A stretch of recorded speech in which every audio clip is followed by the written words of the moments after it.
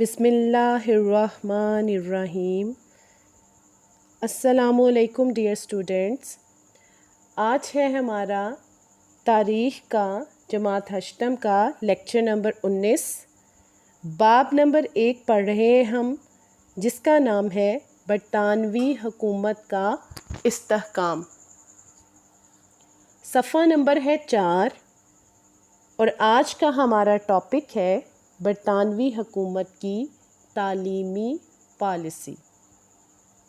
Dear students, last ہم نے جو 4 ٹاپکس پڑھے وہ میں آپ کو بتاتی چلوں۔ سب سے پہلے ہم نے پڑھا ایسٹ انڈیا کمپنی کا قیام، پھر ایسٹ انڈیا کمپنی اور مغلیہ دور حکومت، نمبر 3 پہ ایسٹ انڈیا کمپنی کا خاتمہ اور برطانوی حکومت کا قیام، اور نمبر 4 پہ ہم نے پڑھا برصغیر پاک و ہند میں برطانوی انتظامی ڈھانچہ۔ اور آج کا ہمارا ٹاپک ہے برطانوی حکومت کی تعلیمی پالیسی۔ اب برطانوی حکومت نے برصغیر پاک و ہند میں باقاعدہ تعلیمی نظام قائم کیا، جس کی نظریاتی بنیاد انگریز ماہرین تعلیم نے فراہم کی۔ اس کوشش میں لارڈ میکالے اور چارلس ووڈ کا نام اہم سمجھے جاتے ہیں۔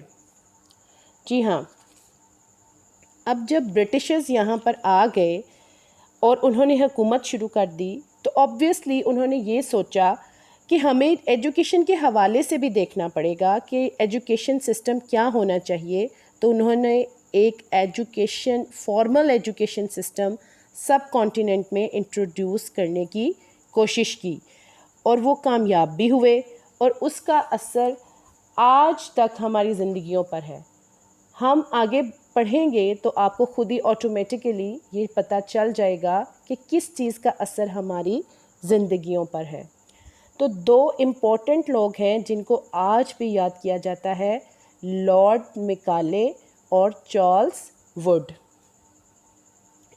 یہ 2 امپورٹنٹ لوگ تھے، دونوں نے بڑا اہم کردار ادا کیا ایجوکیشن میں، جس کا اثر آج ہماری زندگیوں پر ہے۔ فرسٹ آف آل، لارڈ میکالے کا نظریہ 1835 ہے تعلیمی پالیسیز کے بارے میں۔ 1835 میں لارڈ میکالے نے برصغیر پاک و ہند میں تعلیمی ضروریات بیان کرتے ہوئے حکومت کو تجویز دی کہ سرکاری زبان فارسی کی بجائے انگریزی کی جائے۔ اس نے عربی و سنسکرت زبانوں کو ختم کرنے پر زور دیا۔ اس نے تجویز دی کہ آئندہ سے مشرقی علوم کی تعلیم پر کوئی رقم خرچ نہ کی جائے۔ لارڈ میکالے نے کہا کہ تعلیم کا مقصد لوگوں کو سرکاری ملازمتوں کے لیے تیار کرنا اور برصغیر میں مغربی اور سائنسی علوم کا فروغ ہے۔ اس نے برصغیر کی مقامی زبانوں کی بجائے انگریزی زبان کو ذریعہ تعلیم بنانے پر زور دیا۔ اب یہ جو لارڈ میکالے تھے، ان کا تعلق برطانیہ سے تھا۔ وہ ایک تاریخ دان اور سیاست دان تھے، اور وہ برصغیر میں حکومت کی تعلیمی کمیٹی کا سربراہ تھا۔ اب دیکھیں، اب جو لارڈ میکالے تھے ان کو اپوائنٹ کیا گیا تھا as a head of educational committee subcontinent میں۔ اب لارڈ میکالے نے جب گورنمنٹ میں ان کو اپوائنٹ کیا گیا تھا تو انہوں نے کچھ سجیشنز دیں، ٹھیک ہے۔ پہلی سجیشن ان کی یہ تھی کہ جو پرشین لینگویج ہے اس کو آفیشیل لینگویج کے طور پہ ختم کر دیا جائے، اور اس لینگویج کو ریپلیس کیا جائے انگلش کے ساتھ۔ اور آج بھی جو میں نے آپ کو بتایا کہ آج بھی انگلش میں اس ٹائم کی انگلش جو اپوائنٹ ہوئی آفیشیل لینگویج آج بھی ہماری کیا ہے، انگلش ہی ہے۔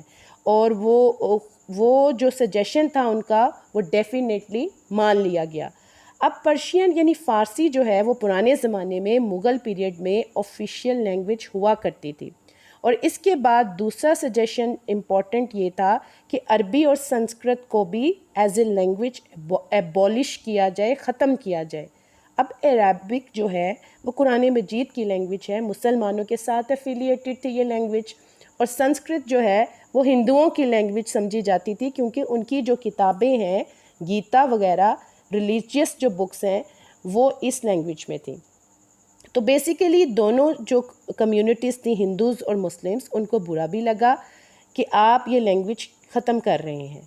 تو انہوں نے جو لارڈ میکالے کا جو مین تھاٹ تھا کہ ہمیں یہ جو لینگویج چینج کریں، اس کا مطلب یہ تھا کہ لوگ وہ والی ایجوکیشن حاصل کریں جو ماڈرن ہے، اور ان کے مطابق جو ویسٹرنائزڈ ہیں وہ والی ایجوکیشن حاصل کریں، اور جو سائنس سے ریلیٹڈ ہے. دوسری چیز انہوں نے کہا کہ تمام جو سبجیکٹس ہیں یا انسٹرکشنز آف ایجوکیشن ہیں وہ انگلش میں ہونی چاہیے، لوکل لینگویجز میں نہیں ہونی چاہیے.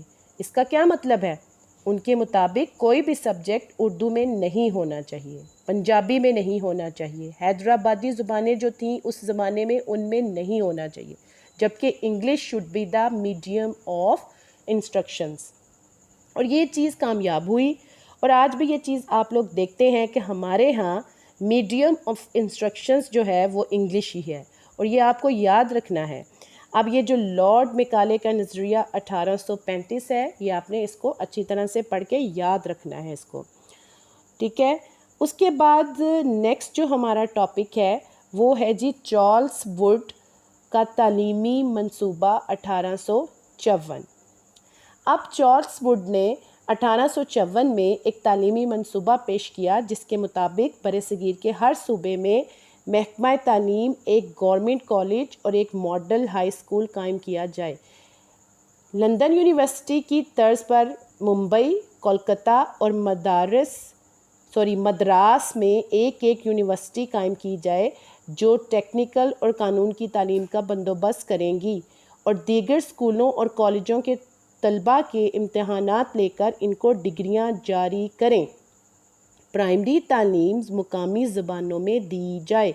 مقامی لوگ سرکاری نصاب اور نظام تعلیم کو اپنا کر اپنے ادارے قائم کریں جو حکومتی نصاب پڑھائیں، انہیں گرانٹ دی جائے.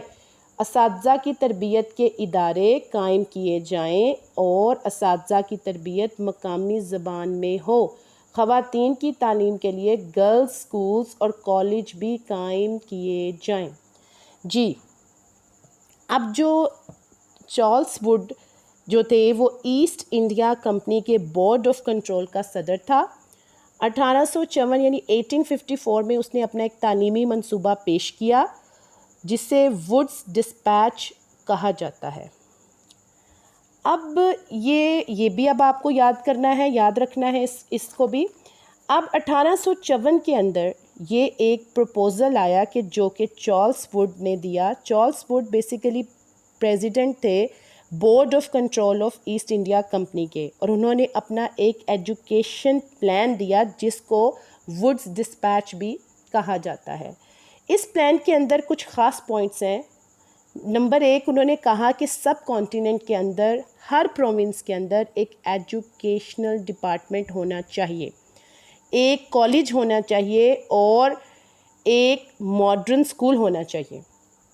دوسری چیز انہوں نے کہی کہ بڑے شہروں میں جیسے کہ ممبئی ہے، کولکتہ ہے اور اس مدراس ہے، یونیورسٹی کو لنڈن کے پیٹرن پر یہاں بڑی بڑی یونیورسٹیز ہونی چاہیے، اور جس کے اندر ٹیکنیکل ایجوکیشن، انجینئرنگ وغیرہ بھی کرائی جائے گی، پلس لاء کی ایجوکیشن بھی دی جائے، پلس ان کو ڈگریز بھی دی جائیں گی.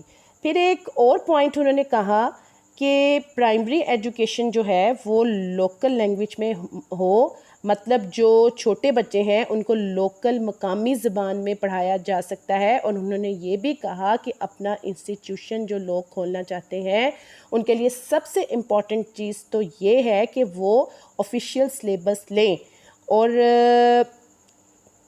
ایجوکیشنل سسٹم کو آفیشیلی فالو کریں.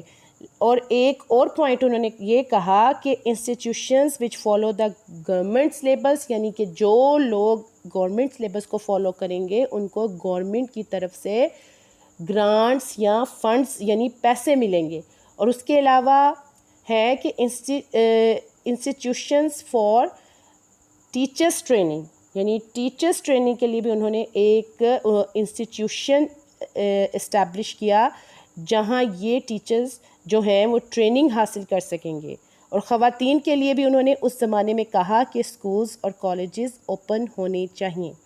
بیسیکلی اگر آپ لارڈ میکالے کا نظریہ 1835 اور چارلس ووڈز کا تعلیمی منصوبہ 1854 دونوں کو پڑھیں تو آپ دیکھیں گے کہ آج جو ہمارے ہاں سسٹم رائج ہے ایجوکیشن کا، تو کہیں نہ کہیں لارڈ میکالے کا نظریہ اور ووڈز جو چارلس ووڈ تھا اس کا جو تعلیمی منصوبہ تھا ووڈز ڈسپیچ والا ہی سسٹم رائج ہے. تو ایک چیز تو یہ ہے کہ ہمارے ہاں انگلش اتنی زیادہ امپورٹنٹ ہو گئی ہے کہ یہ کن کی وجہ سے رہی؟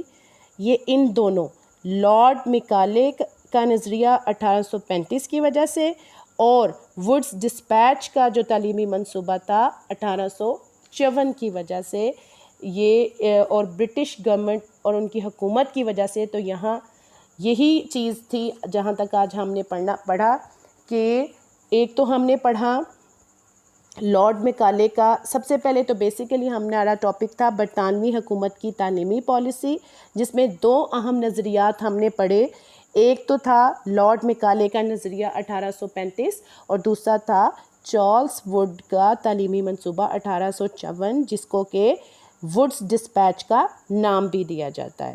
اور اس میں سے بیسیکلی یہی ہم نے چیز سیکھی کہ انہوں نے جو اس ٹائم سسٹم رائج کیا تھا، نظام تعلیم رائج کیا تھا، وہ آج تک ہمارے ساتھ چلتا آ رہا ہے اور وہ اسی طرز پہ اسی سسٹم کے تحت آج بھی ہمارا تعلیمی نظام چلتا آ رہا ہے.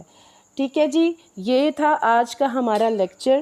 اب آپ کی جو آگے ڈائری ہے اس میں دیکھیے نمبر 1 آپ نے لارڈ میکالے کا نظریہ 1835 اور چارلس ووڈ کا تعلیمی منصوبہ 1854 اچھی طرح سے یاد کرنے ہیں. اور نیکسٹ جب آپ سے کویسچن آنسر سیشن میں اس کے مطابق کویسچننگ بھی کروں گی، پوچھوں گی بھی کہ لارڈ میکالے کا نظریہ کیا تھا، چارلس ووڈ کا تعلیمی منصوبہ کیا تھا.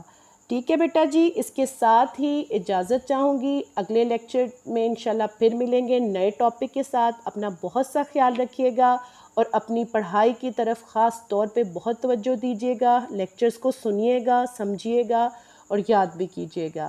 تب تک کے لیے اجازت چاہتی ہوں. اللہ حافظ.